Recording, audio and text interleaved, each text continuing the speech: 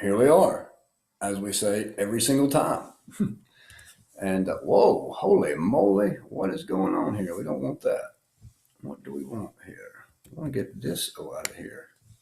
Let's see. Now we're in business. All right, so let's try that again. Here we go. Well, let's don't try that again. Here we are with our, jeez. Here we are, guys, with our class on contemporary Christian philosophers, right? Now, what we want to do is kind of round out our discussions in the lecture format of these particular philosophers and or thinkers of significance. And then, as I mentioned very early on in the course, just a very nice breakup. And I don't know if it's necessarily a surprise. I don't know if you've been able to see them yet. But if you've made it thus far, our next series of lectures, our next lessons, so to speak, will be a nice breakup from what we're doing now. There'll be a actual interview process with a couple different philosophers that have either made significant impact in the philosophy of religion and philosophy in general, or in my estimation, are going to make some serious impact in the philosophy of religion and or apologetics and whatnot. In fact, the last philosopher that we'll look at, I believe, as I just stated, will make significant impact in philosophy of religion, but he's already making some serious impact in other areas, right? Pretty controversial type of areas. You know, you don't even have to necessarily agree with him in those areas, but he's publishing like a wild man, and he's only here's the crazy thing. You ready? He's only 25, 26 years old. So, but anyway, so just kind of. I know you're probably now like, I'm not going to listen to this one. Let's just go to that stuff. But just kind of hold your horses, right? As we say here in the South, you know, cool your jets, right? As my dad used to say, and just hold tight for that. So let's get through these first. But that will be kind of a special thing that you guys can have something to look forward to. Now, I'm doing something different in this lecture right here because, you know, for the sake of time and getting all of these lectures in the right format. I've actually done a couple classes where I've gone way beyond the normal number of lectures. I just felt like I had to do it. You know, there were some important concepts that I felt needed to be discussed before we ended the lecture series. And so, you know, for the good of ill, or good or ill, it was a pretty lecture heavy course, you know, and these were like, you know, like the normal types of lectures, you know, at least an hour or so long. But for this course, I wanted to try to keep us within that frame, right, of, you know, the number of lectures that would be traditional or normally expected within your course time here. So I'm kind of combining two philosophers here, two thinkers, I should say, here in one lecture. Now, what I'm going to try to do is we'll just see how it plays out. If we want to do them simultaneously, or if we want to go through one and go to the next, we'll just see how this goes. So what I'm doing is I'm going to talk about John Frame today and Richard Swinburne. Right now, you couldn't get any more different than these two philosophers. So I don't want you to think that I'm combining them here simply because they are so similar that I'm doing it. No, that's not at all. You couldn't get any more different than these two individuals. But the reason I'm doing it this way is because I was just going to do Richard Swinburne. I was going to discuss Richard Swinburne in this lecture, but I wanted to, for the sake of diversity in some sense, give at least another type of thinker, at least a little stage time here, right? You know, bring that up and bring up another type of thinker for sake of whether it be on the discussion boards, whether it be for something that you would like to write about in your assignment, right? Your essay there, your paper. So I'm bringing that up here for that. I'm bringing up John Frame here for the sake of that, even though I don't hold, aside from our theological commitments, right, to the Christian faith, there's just not much at all that I hold in common with Frame as far as philosophy goes. Outside of, you know, maybe first principles like the laws of logic and things of that nature, and maybe with some various critiques of different thinkers, we're from radically different schools of thought here. So just so you know that, right? So let's go ahead and go into this. Frame and Swinburne, right? Now, nationality. Richard Swinburne is actually from the UK. So he's going to be one of the first, right, that we've mentioned thus far, philosophers, right, that's not from the United States of America. He's from the other side of the pond, right? He's over in Oxford, or actually he's retired now from Oxford. He held the chair there in the philosophy of religion. And just a unbelievably big name in regards to philosophy, specifically philosophy of religion. Even though we've talked about those like William Lane Craig, we've talked about some of these other big guys, he may be even Plantinga. This guy may be even more as far as the deep impact when we talk about philosophy of religion. Swinburne may be the top, or definitely one of the I mean, it's not even arguable whether he's in the top, 5 or top 3. He may be arguably, probably, again, the most influential, and that's not to say the most influential within the church necessarily, right? There may be students here right now that this is the very first you've even heard of Richard Swinburne, so he may not necessarily be the most impactful or most well-known within the body of believers. But within the philosophical community, he's a big deal, big heavyweight, right? Now, Frame, on the other hand, he's from the United States, somewhere, I believe, I think the Pennsylvania area.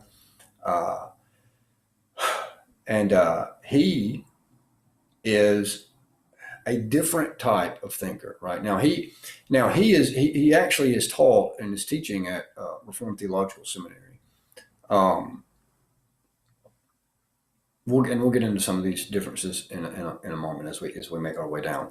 But so on one hand, we have Frame from the United States again, and we have Richard Swinburne, who is from the UK. Now, let's look at some of these notable and or significant ideas and or arguments. Now, Richard Swinburne here is going to be massive in the sense of some of his significant ideas.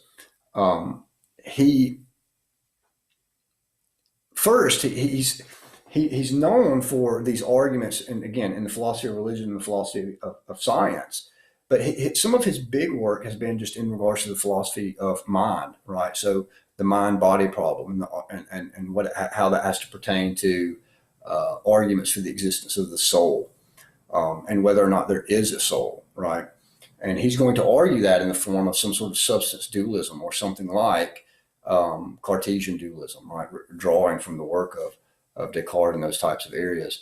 Now, one of his most controversial, and you're going to get a lot of this in some of our texts and assignments and whatnot, so I'm not going to go super deep in here with Swinburne. But one of his more controversial type ideas is that he argues that God is not logically necessary. And what that means in philosophy is saying there's no logical contradiction in saying something like God doesn't exist, right? That even if we got to the existence of God in some way, that God is not logically necessary. Now, he does argue, to be fair, that God is metaphysically necessary in some sense, but that God is not logically necessary. Now, he also has, getting some of my notes here, he also has some impact in moral philosophy. So I believe one of our earlier philosophers that we were discussing, Mark Linville, I was having a discussion with him at some point, this again years ago, and he was telling me that Swinburne would often argue that you can also argue for objective or morality, and that morality itself is not even dependent necessarily upon God. Swinburne would argue that morality, that rights and wrongs, right, moral values, moral duties, dovetail, I'm trying to get readings in my hands, somehow dovetail on the acts themselves, right? So if you have some horrific activity, some horrific immoral behavior like rape, right? That somehow the badness of rape dovetails on the act itself, and it's not necessarily or doesn't necessarily have anything to do with the existence of God, and you don't even need God, properly speaking, in order to ground real rights, real wrongs, moral values, duties, and objective rights and wrongs, however we want to put that for the sake of argument here. Again, very controversial for a theist. Of course, if you're not a theist, that's not controversial at all. I mean, this is just the entire work of non-theistic philosophy in regards to ethics and morality is usually either to deny objective moral values, duties, or to argue vigorously that you don't need God for that, right? And here you have a theistic philosopher that argues the same, that you don't need God, properly speaking, for objective moral values and duties. Again, very controversial, but there is that. Now, some of it, yeah, let's just go ahead and keep in line here with what we're doing with Frame. So with Frame, but this is keeping my brain completely. This is messing my mind up, man, trying to go back and forth between these two philosophers. Now, Frame, one of his big ideas, or what he's known for, is, I don't know if I should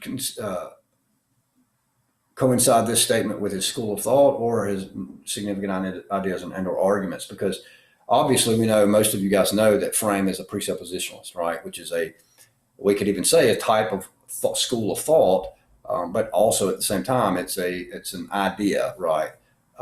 In and of itself, though it was not Frame, obviously, who came up with presuppositionalism, though he is a student of, Van Til and interacted with, some of these high names in the school of thought of presuppositionalism. He has a couple different ideas in regards to it, right? He's more what would be called ecumenical, right? He's more allowing of different schools or different presuppositionalists or different. He's even favorable to offering evidences for the belief in God outside of just the normal presuppositionalist type method, which would go immediately to the standard of the Word of God being true, and you can't have any sort of validation or grounding for anything, literally anything at all, even this discussion, without assuming the truth or presupposing the truth of the Scriptures. Now, to be fair and be sure, he holds to that, but he will also is supposedly, friendly to offering of evidences and arguments and whatnot. And even me, I'm still trying to figure out how he coincides or how he reconciles some of these things, but nevertheless, he does, right? But he's also, as far as his original thought, right, his own original idea and or argument that he's known for, significant idea is this thing called multi-perspectivalism, right? Perspectivalism, right? Multi-perspectivalism. Good night. I tried to say that before, 8 o'clock in the morning, without, 16 cups of coffee running through your veins. Way too early to try to, toss out those sorts of terms. But anyway, this view is an epistemological view in regards to how we know what we know, right?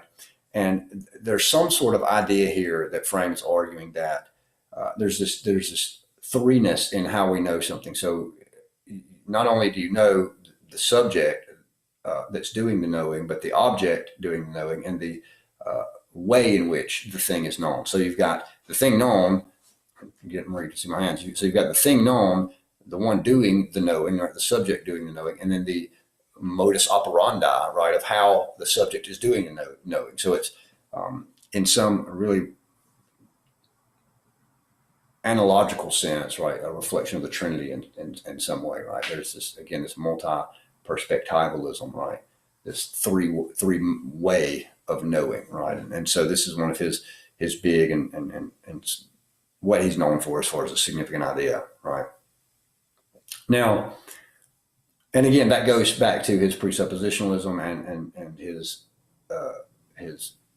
controversial ecumenical stance, and his controversial among presuppositionalists allowing for evidences and or arguments that either a classical philosopher or an evidential apologist would want to give, something there, something like that. Which, by the way, just a side note, if you're a presuppositionalist, it's not that there's just only one other option, that you're an evidentialist. There's two. An evidentialist is not necessarily a classical philosopher. A classical philosopher doesn't believe that you can start with evidences per se, or properly speaking. They think that you have to establish the existence of truth, knowing truth. There's a logical order in regards to going to evidence. They would say if you appeal straight to evidence, you're breaking logical order. You're going out of logical order, meaning that your evidences aren't necessarily true because you haven't established some sort of order of logic first. So the easiest example of this would be something like you can't argue, you can't give an argument for the resurrection of Christ and it therefore follow that God exists before establishing that there is a God that could resurrect Christ. So see the logical order there. They would say if you prove that Christ is resurrected, well, then it still doesn't logically follow that God did it if you haven't argued first that it's true that God actually exists. You have got to argue that first, then you can go to the other. The evidentialist, however, would say that you can argue from the resurrection of Christ to the existence of God, right? So if you are a presuppositionalist, it's not just presuppositionalism or evidentialism, right? Classicalists don't like to be called evidentialists because they think that breaks logical order. They don't think it's good philosophy to do it that way. Again, that's just kind of a side note, but there you go. Just in regard to that, maybe the whole point of this lecture is just you get something like that, right? Now, he's known for this multi-perspective.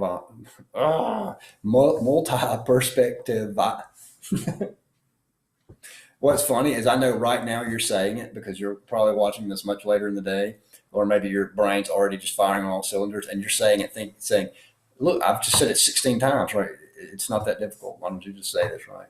Multi-perspectivalism, right? There we go. Now, let's keep going. So, significant works, right?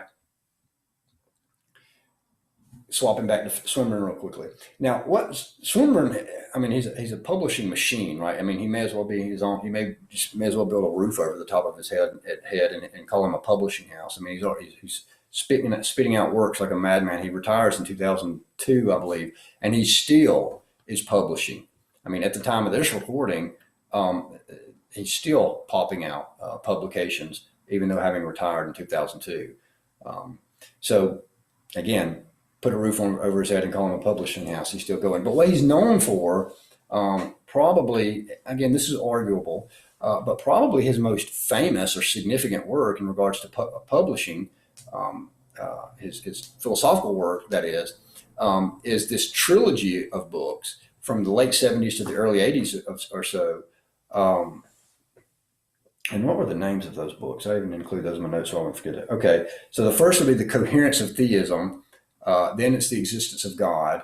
And then lastly, Faith and Reason. So he has The Coherence of Theism, The Existence of God, and then Faith and Reason. Now, obviously, the titles of those particular works are self-explanatory. First, just that theism just is coherent, right? That there's no internal contradictions, that there's nothing that just disqualifies theism immediately off the bat just because of its basic structure, so to speak. But then the existence of God.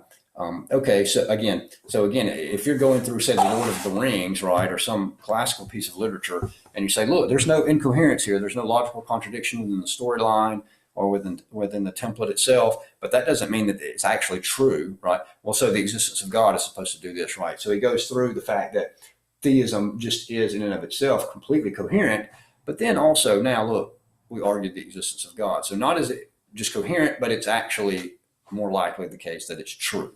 Right. Now, again, though, if you'll recall, Swinburne has controversially argued, right, that God is not logically necessary. So he's not saying, even in something like the existence of God, that it's logically necessary that God exists, but that it's most likely the case. It's just more plausibly the case that God exists, right? And then he talks about faith and reason in the last text there, obviously the nature between that. And just again, as a teaser, this is what we're going to talk a lot about in those interviews, right, with these other these last two philosophers that we discuss after this lecture. We're going to get their perspectives on faith and reason, among other questions, but namely that one as well. Now, again, he's known for all sorts of books, but we could go into that a little bit, later. So John Frame, he's also known. He has a couple different books, notably Apologetics to the Glory of God.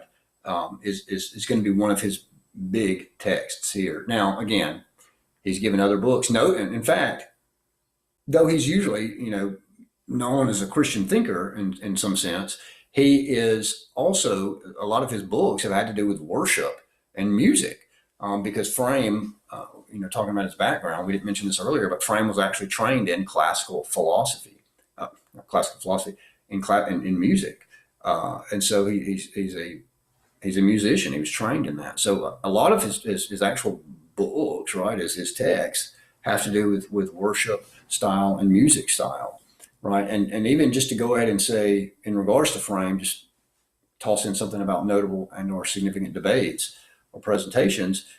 Frame, again, I'm not a big follower of Frame, so I don't necessarily know how many debates or presentations he's taken part of outside of the academic realm. But I do know that one of his debates was actually with a librarian. I forget what type of venue, but with a librarian, in regards to the proper format or methodology for worship style. And I think this is within the Reformed community, but worship style. So imagine, you've got a Christian thinker, right, who's known for multi-perspectivalism, right, and epistemology and apologetics in the presuppositional vein and all that. But one of his more famous debates is about worship style, right, within the church. So there's Frame in that regard. Now, again, with Swinburne, now he's been interviewed multiple times by various theologians, various skeptics, television crews. I guess for television is the way I should say that, all right? Because it's not the television crew that stand out, it's the television program, right? And you can find these pretty easily. Now, as far as debate goes, I would want to switch the emphasis here and say that really where you see a lot of his influence in regards to debate is Christian apologists like William Lane Craig that have been heavily influenced by the work of Swinburne and those like him, right? I think that's where you get most of the influence is not necessarily in that particular person themselves, like Swinburne here, for instance, but in regard to others. Now, talking about Frame in regards to debate, one of his notable and or significant ideas really has to do with this whole aspect of debate, because he is known for though he was a disciple of Van Til, actually studying under Van Til, and gleaning much of what he holds to be true from Van Til, he's also one of the most outspoken critics of Van Til. And I think that this is profound, or this is worth mentioning, because, again, it's not as if he is from the presuppositionalist camp and he's got a cross. He wants to cross swords with those in a different area of the presuppositionalist camp. But he was taught by Van Til himself, right? An actual student of Van Til, and yet at the same time is one of his most profound critics, right? That's willing to cross swords and cross paths and disagree strongly in some areas with Van Til. Now, let me just go ahead and say this too, because this has to do with part of his thought process here, Frames, and it relates to this whole dynamic with Van Til, is that Frame argues, again, and I would say this is highly controversial, and in fact, I disagree, but Frame argues one of his main points here in this regard to debates or presentations, going back to significant ideas, would be that he believes that all non-theistic or let me say it even this way, non-Christian philosophy is even a better way to say it.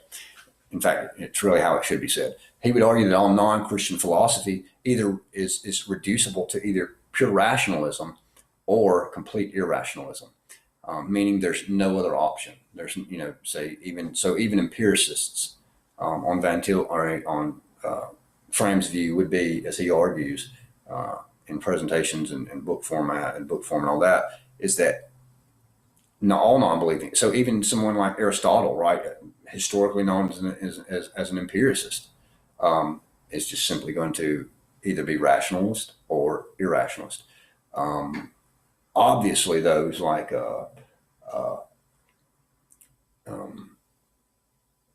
Leibniz, right, historically known as a rationalist, Descartes, historically known as a rationalist. But again, the radical nature of even those that have been historically known as just empiricists, right? David Hume, a hard empiricist, someone that I would disagree with and say he's completely wrong in his empiricism. But I wouldn't say that it's either just rationalist or irrationalist. So again, that's just something that Frame is noted for in regards to not only ideas and stuff, but his presentations and/or debates, at least in essay form, right, academic form. Now, school of thought. Swinburne, he's got very few, at least in relation to his other work, popular materials, right? He is a highly, highly technical, analytic philosopher. I mean, he is so obviously school of thought. He is from the modern analytic school of philosophy here. But not only is he just from that particular school, but he is one of the most highly technical and high grade analytic philosophers that just exists. I mean, he's the kind of he's the kind of individual, he's the kind of philosopher where I'm banging my head up against the wall as I read this stuff, right? Because he's just his intellectual prowess is just so far beyond mine that it's scary, right? Now you may be thinking, no, I've been through a couple of your courses, not even just this class, but I've been through a couple of courses, and it's just not that hard for me to imagine that anything, right? Even this, the intellectual prowess of this non-real puppy dog on my daughter's folder is beyond yours, right? Now, having said that, not only do I say that, but even individuals that are within the realm of professional philosophy as well will easily admit this, that Swinburne is one of the best, top-notch, highly analytical, high-grade philosophers that we have. And he's again, school of thought from the modern analytic school.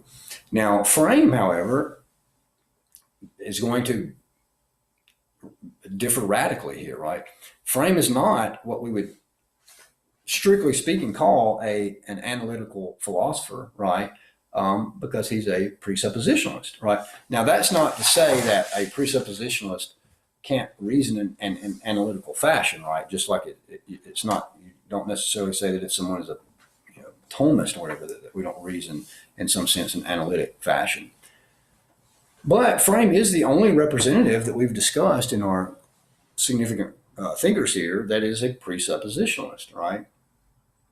Now, I'm assuming, which is very dangerous, that I don't have to, when I say that Frame is from the school of thought of presuppositionalism, I'm assuming that I don't have to go into that what that is. I'm assuming that if you're in this course, right, that you already know what presuppositionalism is. However, also knowing the danger of assuming, right, I don't necessarily have to go into the schoolyard colloquial explanation of what happens when we assume, right? I'm again hoping you know that, assuming that. I'll at least give just a super quick overview of what presuppositionalism is in regards to the school of thought. Now, this isn't going to make some presuppositionalists happy. They're going to say I'm not being as nuanced as I need to be here. But roughly, presuppositionalism is that we all begin with presuppositions, right? That there are certain things, certain axioms, certain maxims that we take for granted, that we assume, that we presuppose, hence presuppositionalist. And as a result of that, there are ways that the non-Christian is going to be completely unjustified in his basic presuppositions. And so in his basic axioms, and the only way that we can be justified in not just anything and all things at all, but in these basic presuppositions, in these basic axioms from which we constantly deal with every day, logical discourse, rational thought, moral views and whatnot, they're going to say that you have to presuppose, hence presuppositionalism, you have to presuppose the authority and the truthfulness and the viability of the Christian scriptures, and namely the existence of God, right? So you have to presuppose that and it's not even just the existence of God, but that the triune God of Scripture is, that you know this to be true. You actually know this. And unless you presuppose this, you lose all ability to have any sort of discourse, any sort of reason, any sort of grounding for any belief and whatnot. Now, I would argue, right? I'm not going to try to critique presuppositionalism here, but I would argue that no theist, philosophical theist in some sense, like especially a classical philosophical theist, is going to object to the point that God grounds is the metaphysical, the ontological grounding for all of these sorts of things. The difference here between the presuppositionalist and something like the classical type theistic philosopher or Christian philosopher is that it's a matter of epistemology, right? So God is first in order of being, but second in the order of knowing, simply because we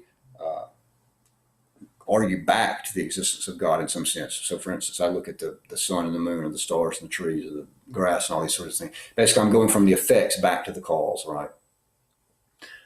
So God is first in being, otherwise none of those things would be here at all. But the way I know he is there by going back from these things, right?